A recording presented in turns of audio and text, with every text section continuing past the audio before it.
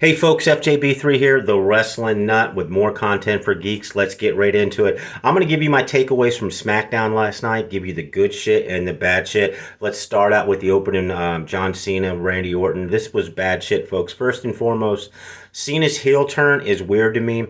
His expressionless face, no pun intended, and his monotonous tone doesn't make any sense. Cena's best when he uses his charisma, when he improvs and feeds off the crowd, and he can definitely do that as a heel. Now, I know Randy Orton is the face in this, but man, Randy, you need to bring more to the table. This is bad shit because this isn't, maybe they'll do a better job, but this is an easy story, folks. Let's bring up why they were rivals to begin with. Let's uncover some old grudges that still linger and try to settle that. Let's not blather on about fatherhood. Really peculiar.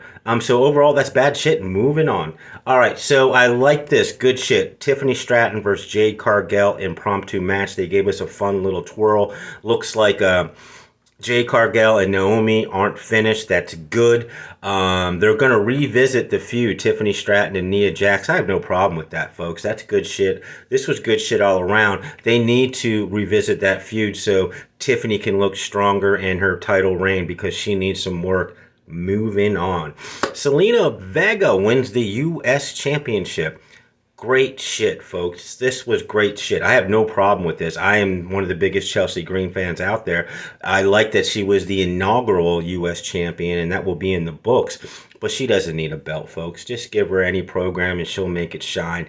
Zelina Vega deserves it, and maybe she can make something out of that championship. Moving on. All right, so bad shit for me, Alec. Whatever you want to call him, Aleister Black. I'm so tired of this. Internet people that love this guy. He was a black and gold guy that was great. All right. Brought up to the main roster. Nothing. Maybe not his fault. Went to AEW. I mean, what?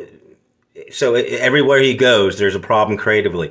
It's the same gimmick. It's the same shit. And, if you want to get over, beat up the Miz. But, folks, isn't this Karrion Kross? The internet geeks that love this guy. I'm tired of this. I'm challenged. This is bad shit. Bad shit. What's he going to do in this roster? Moving on. All right. The U.S. title. They are making this more important. And this is good shit. I told y'all, folks, the mid-card title should be just as important. Stories should be written about them. It looks like now McIntyre is in the mix. It looks like, I'm surprised about this, his feud with Damian Priest isn't done. There's still more there, and they delivered a great match at WrestleMania. But, folks, the takeaway from this is Jacob Fatu is over. He is awesome, too, and he's over. So this is all interesting, good shit. So they end with a WrestleMania match that should have been that everybody knows, folks, okay? And I'm tired of them calling it a TLC match. It's a ladder match, folks. You can use any weapons in a ladder match. So I'm just going to call it a ladder match, all right? Right decision with the Street Profits winning.